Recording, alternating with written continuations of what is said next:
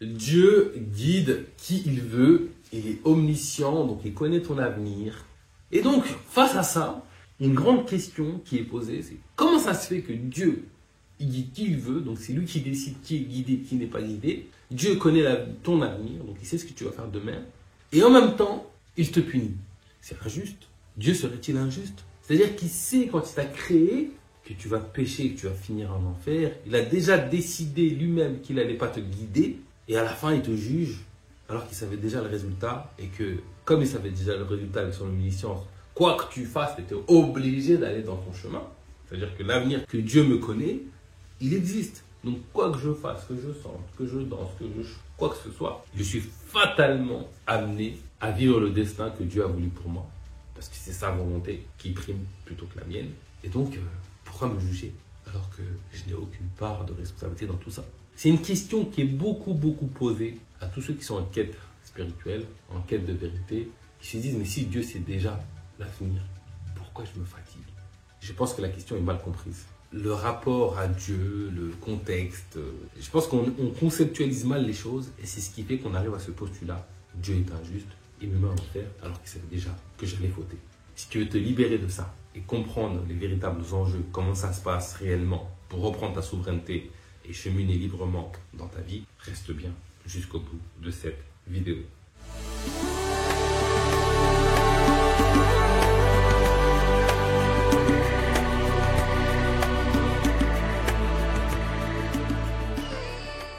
Bonjour, bienvenue dans Enquête spirituelle, la première chaîne qui traite en profondeur des réalités spirituelles. Je m'appelle Bakary Niakhaté et ici je te parle de connaissance de soi et du divin, car c'est en s'éveillant sur ces questions que nous, l'humanité, allons bâtir un monde meilleur, nous rapprocher du divin et réussir notre passage sur Terre. Donc si toi aussi tu veux grandir intérieurement, si tu veux t'éveiller spirituellement, je vais t'inviter à faire deux choses.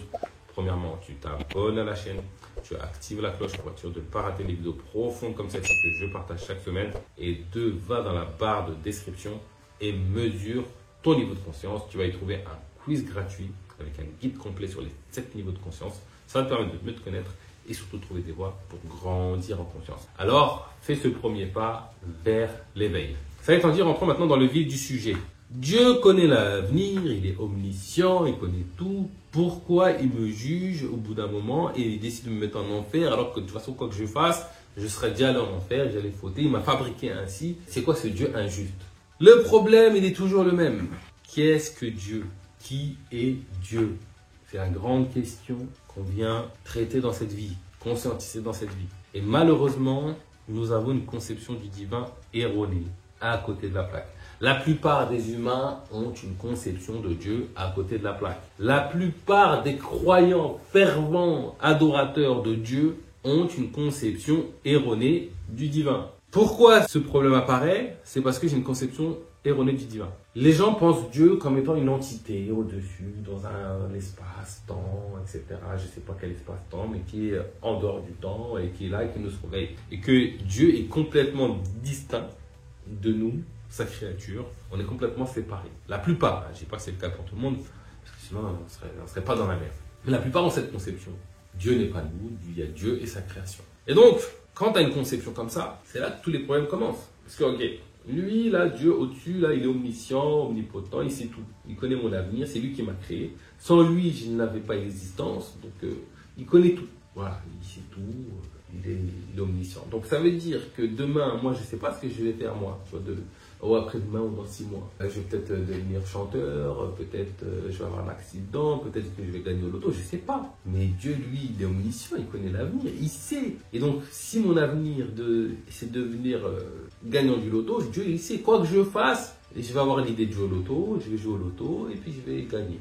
Quoi que je fasse, je ne pourrai pas échapper. Pareil pour mes péchés éventuels. Quoi que je fasse, je vais trahir, je vais pécher, je vais tricher. Et donc, si il connaît mon avenir, il sait que après ma mort, hop, je vais aller au paradis ou en enfer. Et donc, est-ce que moi, je suis un automate régi par les lois de la causalité? Parce que même quand on s'intéresse à la causalité, on se dit que toutes les causes mènent des effets. Et donc, si je suis la loi de la causalité, sans même croire en Dieu, parce que ça, on peut avoir cette conception sans même croire en Dieu. Si je connais toutes les causes avec l'infinitude des variables, je peux prédire avec précision où est-ce que je vais arriver demain. Et du coup, si je suis un automate au service de la vie, De quoi je suis responsable? Qui es-tu pour me juger? Hein, Dieu? Parce que tu m'as fait comme ça, je ne peux pas échapper à ça, c'est fini. Dès que c'est séparé, tous les problèmes commencent. On va créer l'unité, tu vois, l'unité. Vous savez que l'unicité, c'est l'enjeu principal des religions abrahamiques, que l'unicité aussi apparaît dans les autres traditions spirituelles, dans le kémétisme, même dans l'hindouisme. Même si on voit plusieurs dieux, si on s'intéresse aux profondeurs, cette dimension de l'unicité de l'être, elle est très présente. Écoutez les paroles de Bouddha, vous allez retrouver vraiment ces éléments-là. Mais bon, on ne va pas rentrer dans le détail. C'est la question de base. C'est la question la plus importante. C'est-à-dire, en gros, si tu passes à côté de cette question de l'unicité divine, tu as raté ton diplôme. C'est genre redouble, repasse l'année prochaine. Parce que si je me trompe sur cette question, si je ne comprends pas ça, je suis perdu quelque part. Pour plein de raisons, tu es perdu. Si tu ne comprends pas l'unicité divine, tu es perdu. Parce que tu es condamné à adorer une idole. Tu vois cette idole que tu as séparée de toi, par exemple. Quand tu recrées l'unité, bizarrement, tous les problèmes disparaissent. Laisse-moi t'expliquer pourquoi. Premièrement, parce que tu ne fais qu'un avec le divin. Donc ça veut dire que si je ne fais qu'un avec le divin, si tout est Dieu, Dieu c'est moi, moi je suis Dieu, tout, pas que moi, ma personne physique, parce qu'on croit qu'on est que ça, on est beaucoup plus que ça. À chaque fois que je prends une décision, ça devient la décision divine. À chaque fois que je me lève et que je décide de manger une pomme ou de manger une banane, c'est la décision divine, on n'est qu'un. Et donc, Dieu fait ce qu'il veut, Dieu guide qui il veut, mais Dieu guide aussi qui le veut. Dans le sens où, si moi j'ai décidé de rentrer dans la guidée divine, les portes vont m'ouvrir, l'univers va se mettre en marche pour me ramener vers cette guidée vers Dieu. Mais si je décide de ne pas être guidé vers Dieu, si je décide de refuser une vérité, vous l'avez déjà tous vécu dans votre vie, soit pour vous, soit pour quelqu'un. Il y a un truc évident devant mes yeux d'une vérité, mais moi je refuse, ou d'une solution pour moi, je refuse. Tu peux soulever la mer, tu peux ouvrir la mer en deux, tu peux ramener la lune ou le soleil, la personne va rester butée dans son truc, elle va rester butée dans sa réalité. C'est-à-dire que quand moi je prends une décision, que je suis ferme dedans, tu peux remuer ciel et terre et rien ni personne qui pourra m'aider à part moi-même, à l'image de la volonté divine. Personne ne peut lutter contre la vérité divine. Donc si moi je n'ai pas choisi la guider vers Dieu, par l'utilisation de mon libre arbitre que je possède, rien ni personne ne pourra me faire changer d'avis ou me faire accéder à une vérité. À part si moi-même je change de posture. Vous l'avez déjà tous expérimenté. Pourquoi? Parce que ça reste la volonté de Dieu et que personne ne peut lutter contre la volonté de Dieu. Et nous, étant tous le divin, chacun dans son individualité représente une part de la parole divine. Premier point, premier problème résolu. Quand je décide d'être guidé, Dieu me guide. Quand je décide de ne pas être guidé, Dieu ne me guide pas. Unité, pas de problème. Séparation, c'est lui le responsable, c'est moi la victime. Unité, je suis responsable de ma guider. Si je prends cette responsabilité, l'univers entier est avec moi. Premier point. Deuxième point, Dieu est infini. Dieu est infini et omniprésent. Tu vois, présent partout. Tu vois, présent partout dans tous les êtres humains, dans toutes les consciences, dans tous les objets, dans tous les trucs. Notre problème à nous, les humains, c'est que nous croyons qu'il n'existe qu'une seule ligne de temps. Mon passé, mon présent, mon futur. C'est une croyance. Parce que comme on expérimente ça et qu'on ne peut pas revenir en arrière, on a la croyance que voilà, il n'existe qu'une seule ligne de temps. Mais s'il n'existe qu'une seule ligne de temps, admettons demain j'ai le choix entre boire un thé ou boire du café. Je me lève le matin, j'ai les deux choix. On peut se dire qu'il n'existe qu'une seule ligne de temps, donc que celle où je bois du café. Celle où je bois du thé, elle n'existe pas. Mais si celle où je bois du thé n'existe pas, est-ce que Dieu est infini? Est-ce que la vie est infinie? Il manque celle où je bois du thé. Là où je veux en venir, c'est qu'il n'existe pas qu'une seule ligne de temps. Il existe l'infinitude des lignes de temps. C'est-à-dire qu'il existe la réalité où je bois du thé, il existe la réalité où je bois du café, mais il existe toutes les autres variantes possibles. Là où je prends du thé mélangé avec du café, là où je prends ni l'un ni l'autre, là où je prends juste un verre d'eau, du jus d'orange, du jus de pomme, là où je ne mange pas, là où je meurs. Il existe l'infinitude des champs des possibles. Ils existent tous. Dieu est infini. S'il est infini, il existe l'infinitude des champs des possibles. Et donc, s'il existe l'infinitude des champs des possibles, effectivement, qu'il peut exister une conscience qui sait tout, omnisciente, c'est-à-dire qui connaît tous les champs des possibles. Et d'ailleurs, moi, ce que je crois, c'est que ton inconscient aussi connaît tous les champs des possibles. C'est juste que c'est pas ta conscience ne connaît pas parce qu'elle est voilée. On a caché, on lui a coupé une partie de la vérité, mais ton inconscient, ton subconscient connaît l'infinité des champs des possibles. En tout cas, il existe une conscience qui connaît l'infinité des champs des possibles. Donc, elle connaît tout, il n'y a pas de surprise. Tout est préexistant. Tous les champs des possibles existent déjà. Donc ça, il n'y a pas de nouveauté, il n'y a pas de... Je sais. Et toi, dans ton individualité, parallèle de ça, tu choisis d'explorer comme un voyageur cette réalité ou cette réalité. Celle où je mange, où je bois du thé ou celle où je bois un café. Je suis libre par mon pouvoir divin d'explorer parmi l'infinité des champs des possibles, l'infinité des possibles, celui qui me sied. Et donc, la liberté me revient. C'est-à-dire que quand je repense Dieu infini, quand je repense Dieu qui fait un avec moi, non seulement ma volonté, mon libre arbitre est respecté, l'omniscience du divin est respectée, la liberté de choisir la réalité que je vais expérimenter parmi une autre est respectée. Il reste la question de la chaîne de causalité. Parce qu'effectivement, le monde est logique. Il y a une chaîne de causalité qui amène à des choses concrètes. Le truc qu'il y a, c'est que nous, on ne vit qu'une seule des réalités parmi l'infinité des champs de réalité. On ne vit qu'une ligne de temps, parce que c'est notre état de conscience. Nous sommes en 4 dimensions. Donc 3 dimensions d'espace plus une dimension de temps qui évolue à chaque point. Donc c'est ça que notre conscience. Et donc, je suis conscient d'une chaîne causale et logique. Mais je te garantis que l'infinitude des chaînes, des réalités, forme également une chaîne causale et logique. C'est-à-dire que nous avons peut-être la croyance que les mêmes effets causent les mêmes causes. Moi, ce que je vais te dire, c'est qu'une multitude d'effets peut créer une multitude de causes.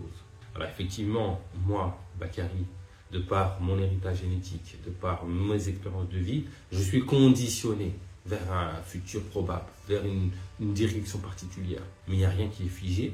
Et par l'utilisation de ma conscience, de mes choix propres, de mon libre arbitre, je peux orienter. C'est-à-dire que je vais peut-être être borné ou limité par mon entendement aujourd'hui. Quand je vais faire évoluer mon entendement, ça va élargir mon champ des possibles.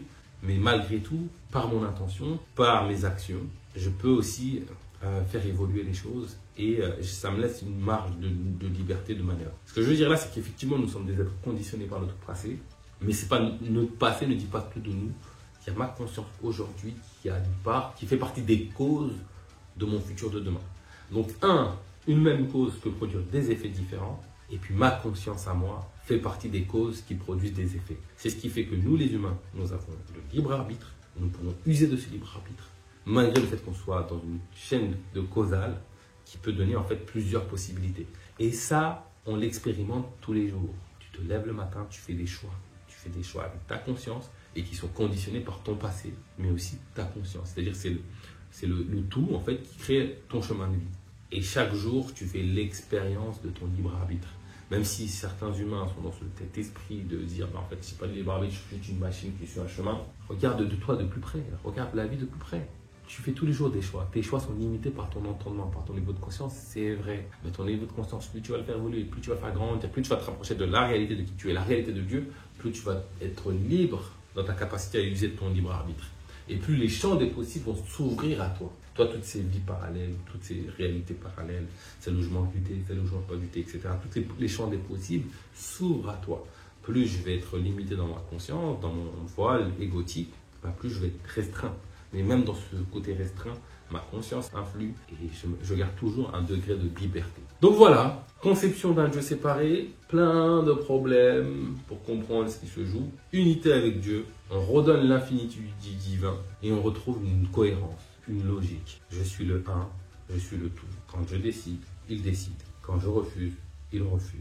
Je suis responsable, j'ai mon libre arbitre. Il existe tous les champs des possibles, lequel je vais explorer parmi tous ces champs des possibles. Et plus je vais grandir en conscience, plus mon degré de liberté dans ce que je vais explorer va être grand, plus je vais bas en conscience, plus il sera restreint. Et dans tous les cas, ça respecte une chaîne causale. Donc voilà, c'est tout pour aujourd'hui. Si cette vidéo t'a plu, pouce bleu, un maximum, partage. Là, je te demande comme un service, partage cette vidéo. Cette question, elle est beaucoup posée. Il y a beaucoup de personnes qui ne savent pas et qui peuvent renoncer à cheminer vers Dieu à cause de cette question. Donc partage, propose, les gens disposent et je te donne rendez-vous très vite pour du nouveau contenu autour de l'éveil spirituel.